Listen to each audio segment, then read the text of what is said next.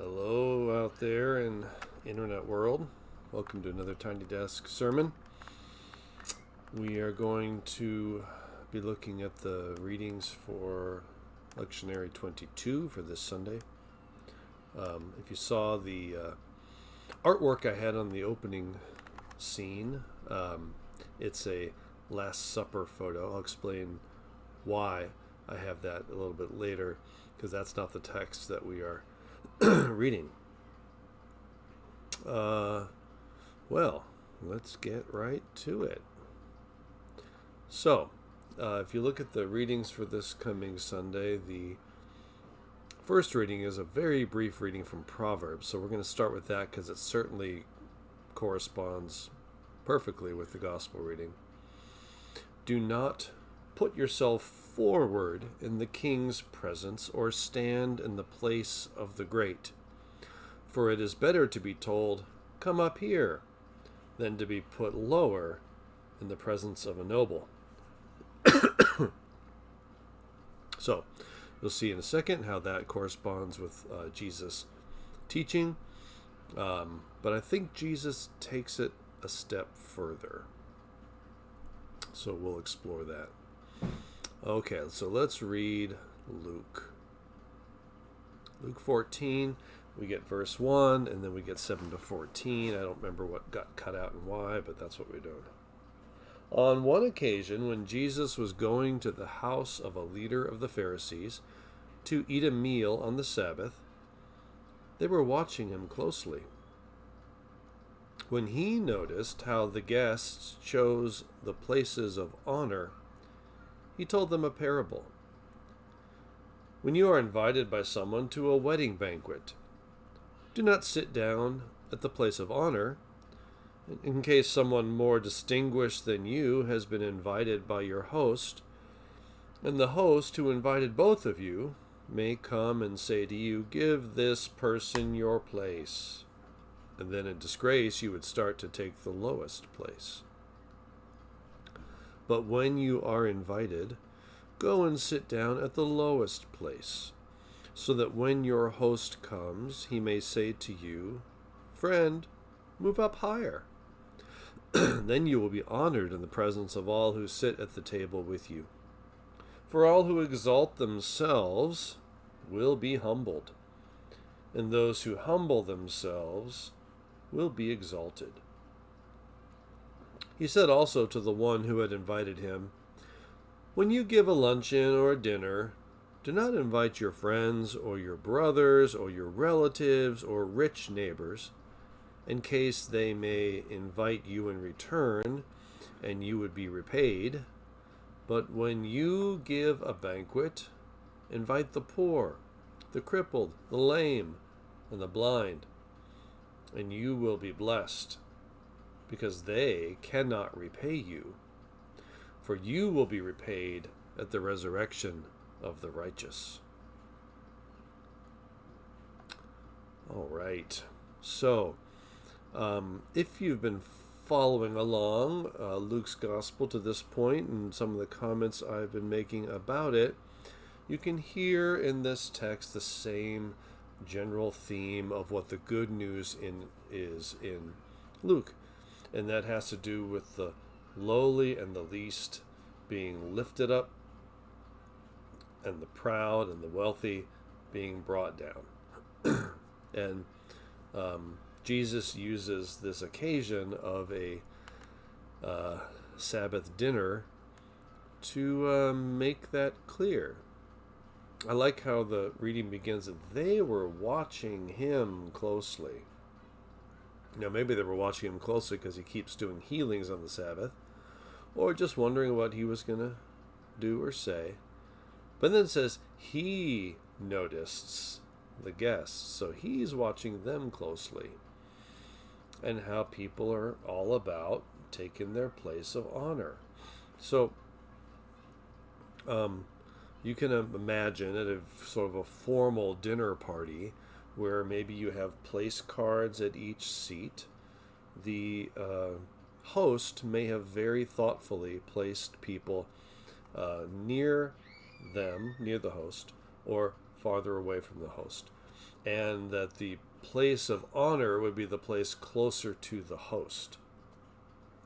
So you might be familiar with that kind of a thing, and you can understand how that would be happening here. And here people are kind of, I guess there's no place card, so people are just assuming, well, I must be right next to the host. Or they're assuming I must be at the far end of the table. And Jesus uses this to make people think about all of the ways in society we sort and stratify ourselves, and then to kind of invite people to risk not needing to lift yourself up, not needing to place yourself above others, but to just assume lowliness and then let it kind of work itself out. Now that goes against a lot of the grain of the Jesus culture and our culture. We have all kinds of ways that we sort and privilege and give hierarchy to ourselves in relationship to others in our society. It could be based on wealth, education, race, gender. It could be based on what zip code we live in, what nation we come from, all ways that we stratify and sort ourselves. And those of us who are used to kind of being at the place of honor, the place of privilege, are just kind of used to assuming that. So it's very hard to not think that way.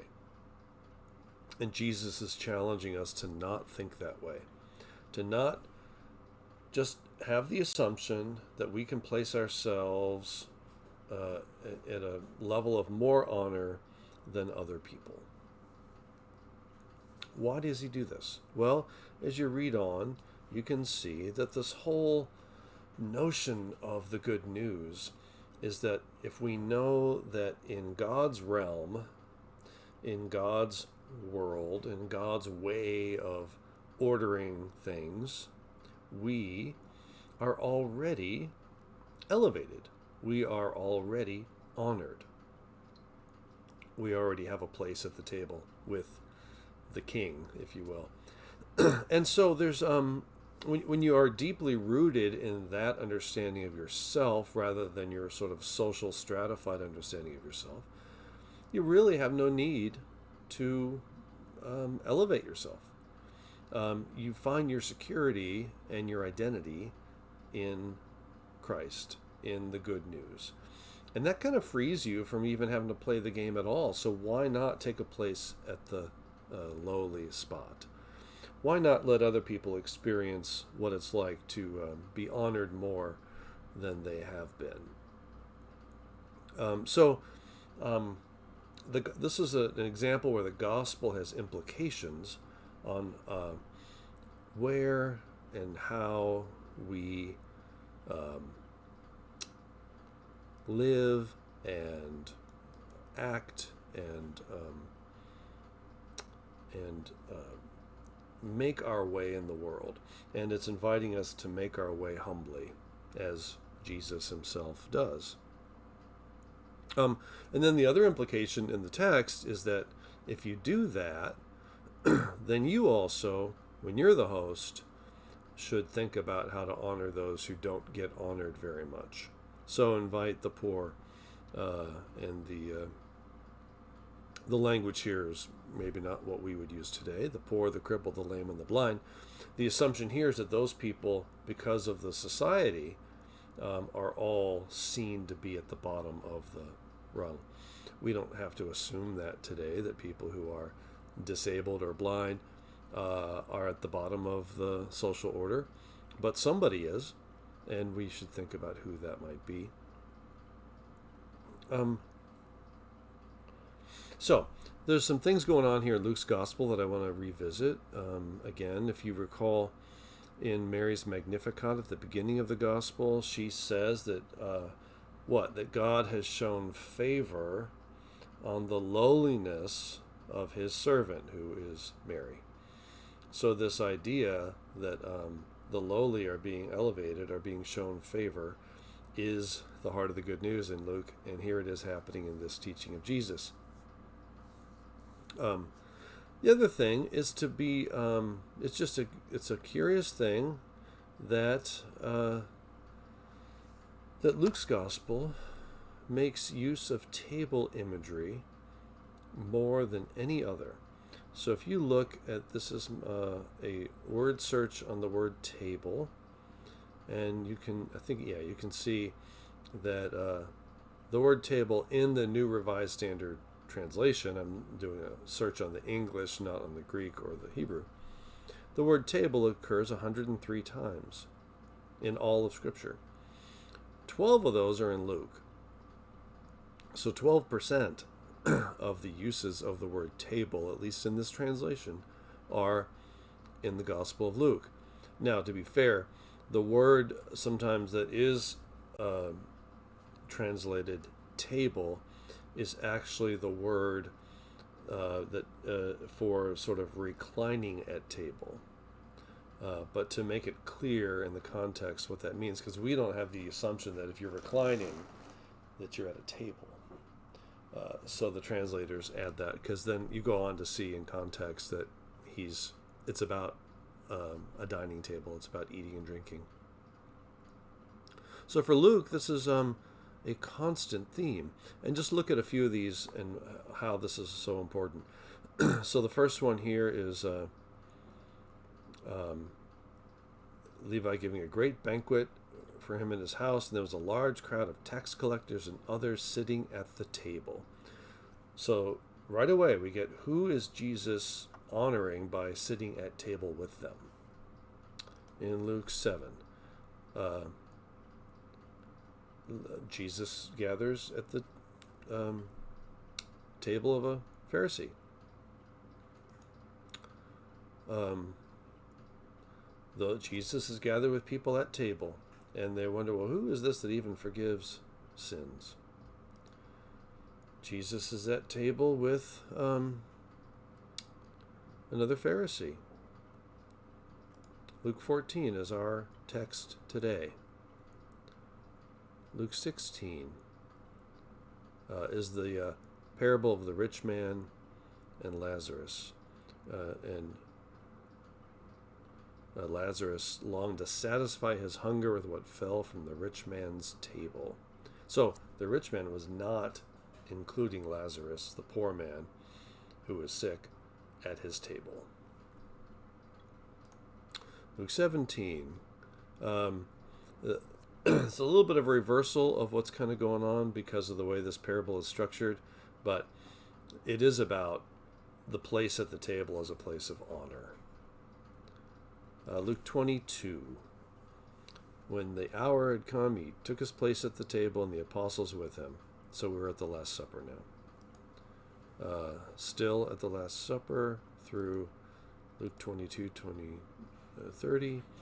And then Luke 24, we get the resurrection story, the road to Emmaus. He is at table with the two disciples, and he breaks bread with them. All right, so that is how table functions in Luke's gospel. It's a very important theme, and who Jesus sits at table with and how is really important for understanding the good news or the kingdom. And Jesus makes that clear in his own teaching. Now I want to think about how maybe what Jesus is doing upends some of the assumptions in the parables and in that Proverbs reading. Because the assumptions are still that, well, the world is ordered between the honored and the dishonored, or the proud and the humble, or whatever, and we want to sort of maintain that structure, but then place ourselves low in it. But in fact, something else is going on in all of this, and that is that the whole structure is being questioned. And one way to think about that is, there's the image I had at the beginning, at the top. I'll come back to that in a second. At the bottom is the image of King Arthur's Round Table. So what Arthur did is create a more egalitarian gathering, at least of the leaders of the knights. And instead of having a long table with a head where the king would sit, and then you would order yourselves accordingly by honor or importance, Arthur used a round table. And since there's no head of a round table, everyone is at the head. Now, Arthur is still king. He's still honored for that role. But this intentional changing the structure of how we gather together so that everyone has a place of honor is what is so interesting about this example, this legend, and how it might influence us. Now, the top image is a Last Supper image. There's Jesus at the back. He's got the halo going on. But notice that this is an image of a round table Last Supper. Of course, we have no idea how they gathered. Maybe there was no table at all. Maybe they were just reclining. We're all familiar with the Da Vinci Last Supper, where it's a long, narrow table, and Jesus is at the center, which makes the whole composition work. But here you have a round table. Now, at a round table, you still have those who sit closer to, if there's a person of honor, and farther away. But it gives a very egalitarian sense. So what I've thought about for a long time is how appropriate it would be for churches to use a round table for the communion table. You still have the presider standing there, but it kind of says, this is a table when we come to be fed by Christ, we're all at the same place of honor. So there's no need to try to stratify ourselves. There's no need to place one above or below, including the ministers in the liturgy. We all have our place. We are all equally honored, and that is at the heart of the good news, especially in Luke's gospel. Jesus goes on in that parable. Let me go back to the text slide. He goes on to talk about when you throw a party. So he takes it another step. And he says, don't invite people who can pay you back. Invite people who can't pay you back, and honor them. And let yourself be associated with people you might not otherwise choose to be associated with.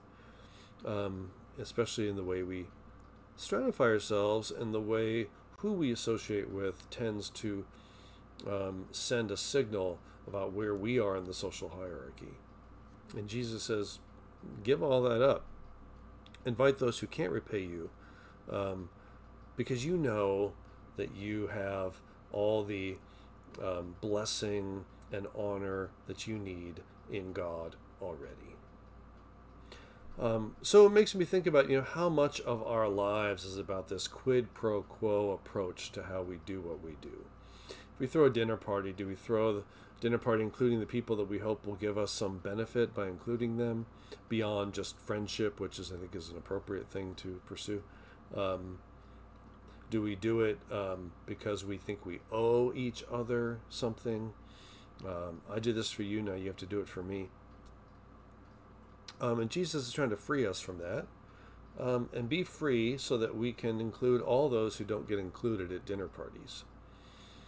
So that's a very challenging thing, and I think it has very practical implications for how we think about our lives, and I don't think we spend much time taking this seriously. I know I don't. The other thing that I like about this text, it makes me think about a very different issue. Well, first of all, let me say my subtitle today was, I think you're sitting in my pew. Think about how often churches have been structured to give certain people places of honor in the liturgy. And this whole old idea of having your family pew. In old New England churches especially, you'd have a pew box, and your family name would be on the pew, and only you could use that pew. Even had a door on it. Places of honor for those who could buy them. But even if without that, we have our places we like to sit in worship, often a particular side, particular distance from the front, often close to the back. And when somebody new comes along, and they're sitting in my pew, you might feel like maybe they're impinging on your place. And so hopefully we have enough graciousness and hospitality to say, oh, okay, I'll just sit back here. Good, I'm glad they're here. And honor their presence rather than having to say, you're sitting in my pew, could you move, please? That would be, it would be dishonoring to them, but ultimately it's dishonoring to us because we are not showing the kind of grace and hospitality that the gospel requires of us. So the last point I wanted to make from this text I was thinking about is the kind of humility and selflessness that Jesus calls his followers to is a pretty countercultural thing for us today in many ways. And one of those ways is the way the use of social media promotes a kind of narcissism, summed up especially in the idea of the selfie. I've done plenty of selfies, and I get it. It's fun, and you want people to see you and all that. But it does feed a kind of narcissism in us to keep putting our image out there and asking people to look at us. There's a certain performance to it because we're trying to present ourselves in a way that lifts us up in the social hierarchy or in how we want people to think about us. We're seeking recognition. So there's good and there's bad about social media, and I just think we need to be aware, especially for young people, how this feeds the opposite of what we are trying to build up in our own spirituality and character as followers of Jesus. It feeds this narcissism. It feeds this need to stratify ourselves and feel like other people think something of us that's good, rather than being freed from that and using social media to lift up others, to honor other people, to support them, and all those things. So it's not a unique in this, but it does have a unique power in how it does this. And you can see this in some of the issues that teenagers are facing today, especially teenage girls who, through social media, are really trying to find their place at the table and really want to be elevated and need to be, because the whole thing keeps telling you you're not good enough to be at the table. You don't get to be near the end, the front. You need to be at the back. And instead of playing that game and trying to win at it, the gospel says you don't even have to play that game. We all have a place at the table, a place of honor, and a place of welcome. And be freed from the constant anxiety and torment of having to get yourself at the highest possible level. So that's a gift, but it's a challenge. And we have to keep modeling that for each other, encouraging that in one another, and then practicing it with others as best we can as one of the ways we witness to the good news. All right, those are my thoughts about this text today. This Sunday, we have a guest preacher and presider. Former Vicar Kelsey Kress, Vicar number 49, is coming back to join us, and she will be our preacher and presider. So she'll do something else entirely with this text, I bet, and that'll be wonderful. And I hope you can join us, if not in person, then on live stream. We will also have a festive hospitality after worship to welcome her back and to have a chance to do what we couldn't have done when she concluded her internship, because it was at the beginning of the pandemic. Have a chance to show her our appreciation and love as our former intern. There you go. Thank you for joining me. I will be back next week, and we'll see where it goes.